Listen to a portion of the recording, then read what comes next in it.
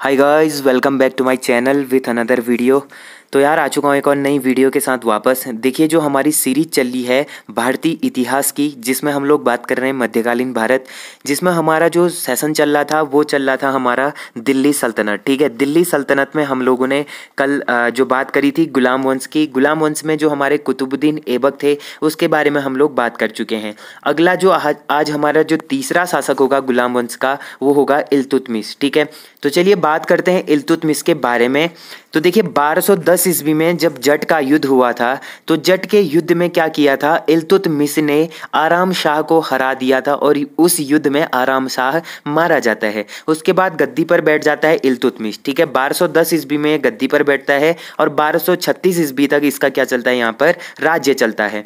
अब देखिए इल्तुतमिश भी क्या था, मोहम्मद गौरी का गुलाम था। ठीक है, गौरी का गुलाम था। जैसे ही कुतुबुद्दीन ऐबक गौरी का गुलाम था वैसे ही इल्तुतमिश भी गौरी का गुलाम था। और गौरी के गुलामों में यालदौज, कुवाचा वो लोग भी थे। अब लेकिन देखिए कुतुबुद्दीन ऐबक ने क्या करा, अपनी बेटी शाह तुर्कान की शादी इससे करा दी थी ऐबक ने। ठीक है, किससे करा दी थी, इल्तुतमिश से करा दी थी। तो ऐबक का ये अब क्या बन गया था, दामाद भी बन गया था। अब वैसे बात करें इल्तुतमिश के बारे में तो ये इलबारी का तुर्क हुआ करता था। ठीक है, ये इलबारी का तुर्क हुआ करता था। इसका जो जन्म हुआ था वो मध्य एशिया वाले क्षेत्र में हुआ था। ठीक है, जो मध्य एशिया वाला क्षेत्र था वहाँ पर इसका जन्म हुआ था। देखिए आपने इक्ता के बारे में पढ़ा होगा, तो ये इक्ता किसने दिया था इसको, जो इक्ता प्रदान किया था वो करा था मोहम्मद गौरी ने। ठीक है, मोहम्मद गौरी ने इसको इक्ता प्रदान करी थी और ये इक्ता पाने वाला पहला व्यक्ति था। ठीक है, अब देखिए गद्दी पर बैठने से पहले बदायूं का गवर्नर हुआ करता था, ये मैं पहले भी आपको बता चुका हूँ। ठीक है, जो पहला वाला मैंने ऐबक कराया था कुतुबुद्दीन ऐबक, उसमें भी मैंने बताया था कि इल्तुतमिश उस टाइम पे क्या हुआ करता था, बदायूं का गवर्नर हुआ करता था और ये ऐबक का गुलाम भी था और ऐबक का दामाद भी हुआ करता था। इसकी शादी शाह तुर्कान से हुई थी जो ऐबक की क्या थी, पुत्री थी। ठीक है, अब देखिए इल्तुतमिश के बारे में कुछ और इंपॉर्टेंट फैक्ट हैं, उनके बारे में हम लोग पढ़ते हैं।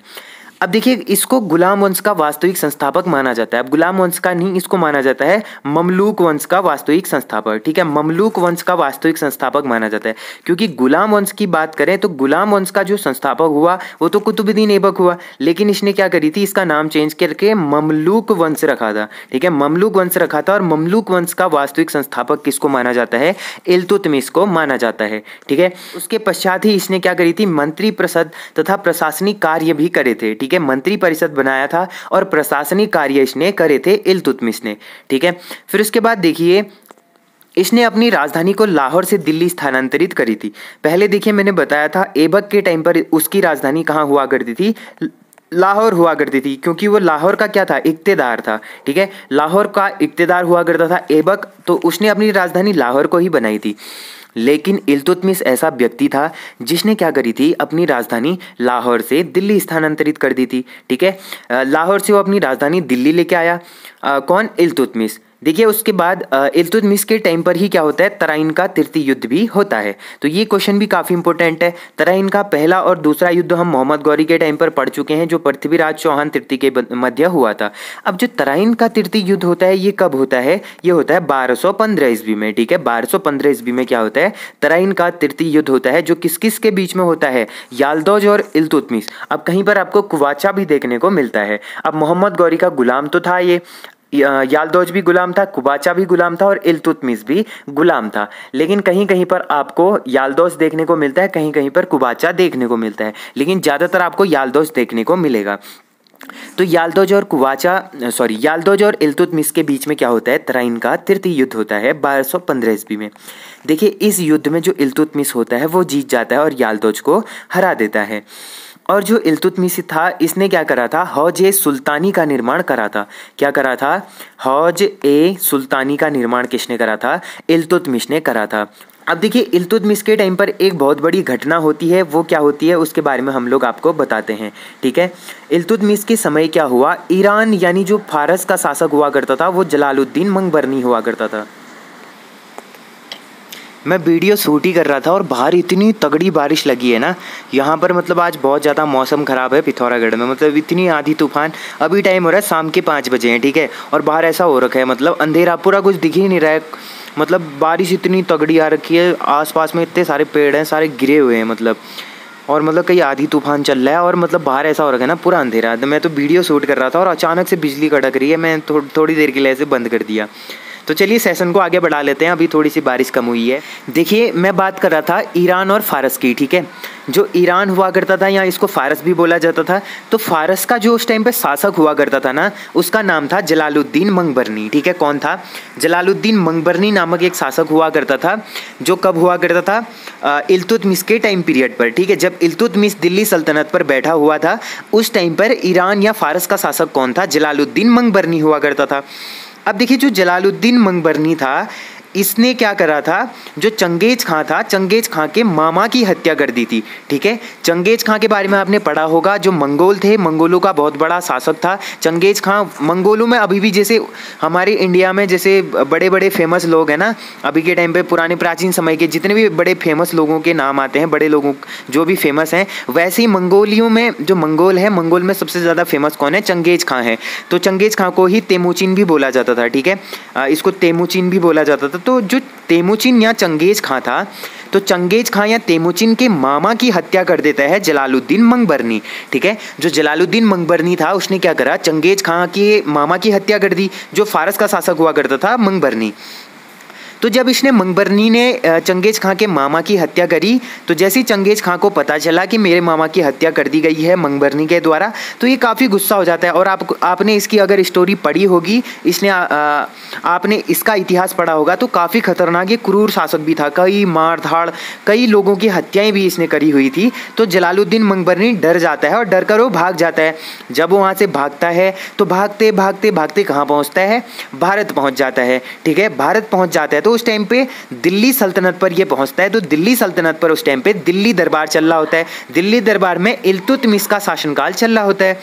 जब इल्तुतमिश का शासनकाल चल रहा था, उसके दरबार में ये पहुंचता है और उससे शरण मांगता है। तो इल्तुतमिश इसको शरण देने से क्या कर देता है? मना कर देता है।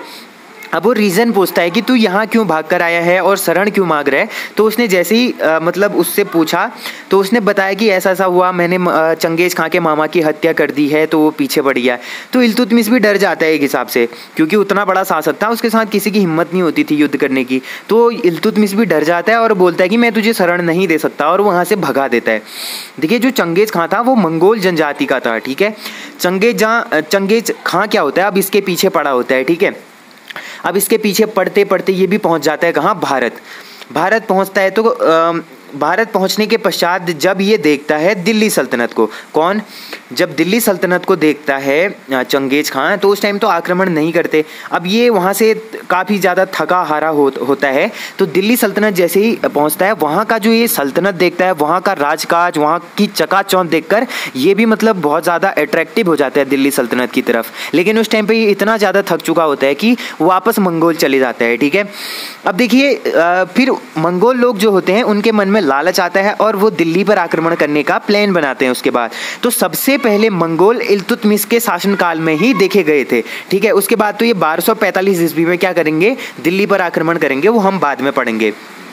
तो ये चीज़ें थी इल्तुतमिश के टाइम पीरियड पर। अब देखिए इल्तुतमिश के बारे में हम लोग बात करें तो इन्होंने 3 विभाग बनाए हुए थे, ठीक है। 3 विभाग में इसके अंतर्गत जो केंद्रीय मंत्री परिषद आता था उसमें 3 विभाग आते थे। अब देखिए केंद्रीय मंत्री परिषद में जो पहला विभाग था वो था वित्त विभाग, ठीक है। वित्त मंत्री इसको बोल सकते थे। फिर विदेश मंत्री, फिर पत्र व्यवहार वाला विभाग, ठीक है। ये 3 विभाग इसने बनाए हुए थे और यही जो विभाग थे ये बलबन के टाइम पर भी चले आ रहे थे। फिर उसके बाद देखिए अन्य विभागों की बात करें तो इसने आमीर ए आखुर नामक एक क्या करा था? एक पद की स्थापना करी थी, आमीर ए आखुर। इसी के कारण इसकी बेटी फंस जाती है, वो स्टोरी बाद में बताऊंगा, ठीक है, आमीर ए आखुर की।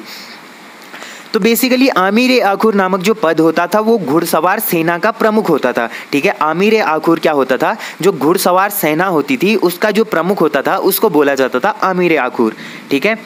देखिए जो इल्तुतमिश ने 3 परिषद बनाए थे, 3 मतलब मंत्री, जो केंद्रीय मंत्री परिषद है या विभाग है, तो इसने क्या करे थे? 3 विभाग बनाए हुए थे। लेकिन जो बलबन, इसके बाद जो शासक आएगा बलबन ने क्या करा? एक विभाग और बढ़ा दिया, मतलब एक विभाग बढ़ा के इसने 4 विभाग कर दिए। पहले 3 ही विभाग हुए करते थे, ठीक है, जिसमें पहला विभाग क्या था? वित्त विभाग, फिर था हमारा विदेश विभाग, फिर पत्र विभाग, पत्र व्यवहार वाला जो विभाग था। लेकिन इसने एक विभाग और बढ़ा दिया, इसमें सैन्य विभाग भी ऐड कर दिया बलबन ने। तो उसके बाद कितने विभाग हो गए? 4 विभाग हो गए। अब देखिए इल्तुतमिश के उपाधियों की बात करें तो इसको सुल्तान की उपाधि इसको भी मिली थी 1229 ईस्वी में, ठीक है। 1229 ईस्वी में इसने सुल्तान की उपाधि ग्रहण करी थी और इसको दी थी बगदाद के खलीफा ने। ठीक है, बगदाद के खलीफा ने इसको 1229 ईस्वी में क्या दी थी, सुल्तान की उपाधि दी थी। अब देखिए इल्तुतमिश के कार्यों के बारे में हम लोग अगर बात करें तो इसने कुतुब मीनार का निर्माण कार्य पूर्ण करवाया था। ठीक है, कुतुब मीनार का जो निर्माण कार्य है ये किसने पूर्ण करवाया था, ये कराया था इल्तुतमिश ने। देखिए इसकी जो नींव रखी थी, कुतुब मीनार की जो नींव रखता है, स्टार्टिंग जो करता है वो तो ऐबक करता है, लेकिन बाद में कुतुब मीनार का जो निर्माण कार्य होता है वो कौन पूर्ण करता है, वो करता है इल्तुतमिश। बाद में और भी आते हैं, जैसे तुगलक आता है, तो तुगलक वंश में फिरोज शाह तुगलक है, तो वो लोग क्या करते हैं, इसको एक महल और बढ़ा देते हैं उसमें। ठीक है, एक मंजिला मतलब। फिर देखिए दरबार में मुद्रा चलवाई, तो इसने क्या करी, अपने दरबार में मुद्राएं भी चलवाई, जिसमें टंका और जीतल नामक दो मुद्राएं चलाई थी। टंका जो होता था वो चांदी का होता था, जीतल जो होता था वो तांबे का होता था। ठीक है, फिर तीसरा कार्य क्या था इसका, मकबरा बनवाने वाला पहला सुल्तान था। देखिए इससे पहले कोई भी मकबरा नहीं बनाया जाता था, तो मकबरा बनाने वाला पहला सुल्तान कौन था, ये था इल्तुतमिश। ठीक है, पहला मकबरा जो इसने बनाया था उसको सुल्तान गढ़ी के नाम से जाना गया। फिर उसके बाद इसने जो चौथा कार्य करा वो था इक्ता प्रणाली चलाने वाला शासक। ठीक है, इक्ता प्रणाली चलाने वाला शासक कौन था, ये था इल्तुतमिश। फिर देखिए टकसाल की स्थापना करवाई, इसने क्या करी, टकसाल की स्थापना भी करवाई थी। फिर देखिए तुर्कान-ए-चहलगानी नामक इसने क्या करा था, एक समूह बनाया था। ठीक है, एक विभाग की स्थापना इसने और करी जिसका नाम था तुर्कान-ए-चहलगानी, जो बेसिकली क्या होता था, 40 गुलाम सरदारों का एक समूह होता था। ठीक है, जितने भी 40 गुलाम सरदार होते थे उनका एक समूह होता था जिसको तुर्कान-ए-चहलगानी कहा जाता था। फिर फाइनली अप्रैल 1236 ईस्वी में इसकी क्या हो जाती है, मृत्यु हो जाती है। कब होती है, अप्रैल 1236 ईस्वी में इसकी मृत्यु हो जाती है।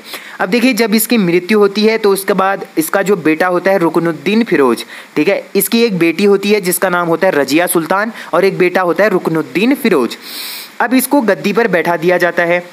ठीक है, इसको गद्दी पर बैठा दिया जाता है और ये पुत्र किसका था, शाह तुर्कान का था। ठीक है, ये पुत्र किसका था, शाह तुर्कान का पुत्र था, इल्तुतमिश का पुत्र था। मतलब जो शाह तुर्कान वही है जो ऐबक की बेटी थी। ठीक है, तो देखिए इल्तुतमिश मरने के बाद उसके बेटे को गद्दी पर बैठा दिया गया, लेकिन ये असमर्थ और अवयस्क शासक था। मतलब ये शासन करने में असमर्थ था और वयस्क भी नहीं था, ये 18+ भी नहीं था, 18 से छोटी उम्र का था।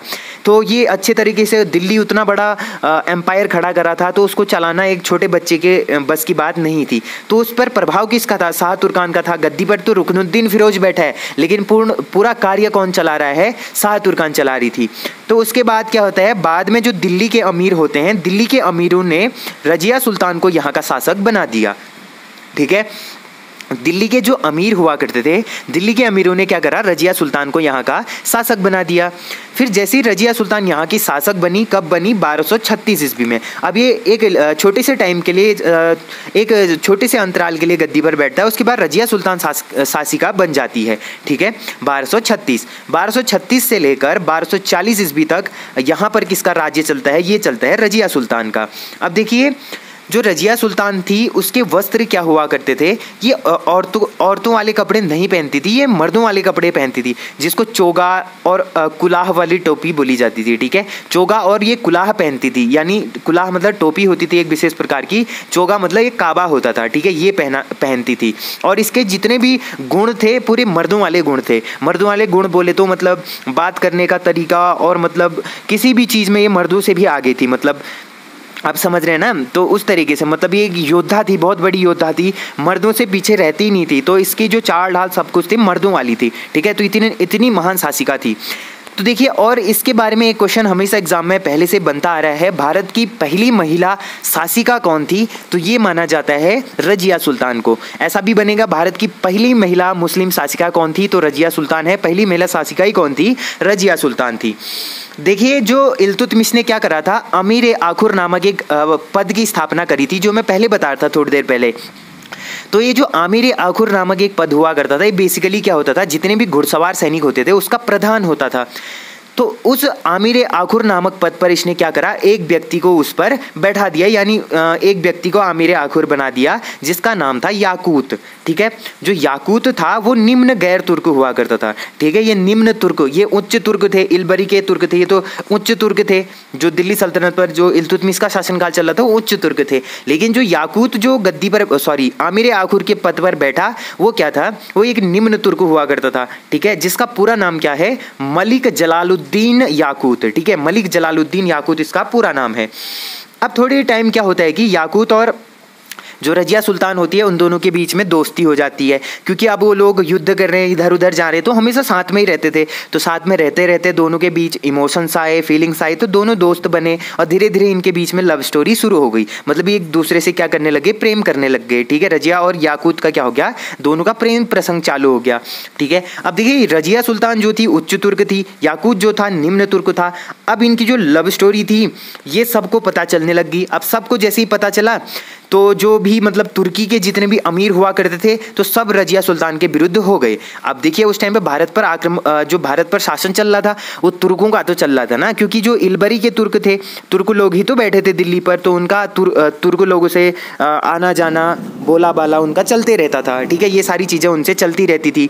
तो जितने भी तुर्की के जितने भी अमीर हुआ करते थे तो वो गुस्सा हो गए कि एक निम्न तुर्क से उसने प्रेम प्रसंग करा। वैसे वो राजा भी नहीं था, कोई राजकुमार भी नहीं था, एक खाली छोटे से पद का वो था, आमिर आखुर पद पर बैठा हुआ था।